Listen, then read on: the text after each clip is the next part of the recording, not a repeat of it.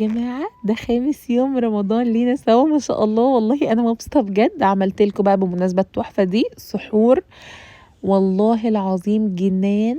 بصوا ما تنسوش بس الجرجير والعيش الطازة بتاعكم، واعزموا بيه الناس كلها. بصوا كلوا على الفطار كمان والله يستاهل بقكم.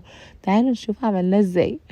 أول حاجة جبت طاسة وحطها على النار وحط عليها شوية زيت، وقطعت التوم بتاعي 4 5 فصوص توم او معلقه توم مهروسه كبيره. تمام. بعد ما قطعتها حاولت اديها تشويحه، وجبت طماطميايه لوحدها بقطعها مكعبات صغننه. بعد ما قطعتها المكعبات الصغننه زي ما انتم شايفين كده احطها على التوم تاخد تشويحه. وطماطمايه لوحدها الاول لازم. فلفل حامي، يا سلام على الفلفل الحامي مع الاكله دي، لا مش بتحبوه تقدروا تستغنوا عنه.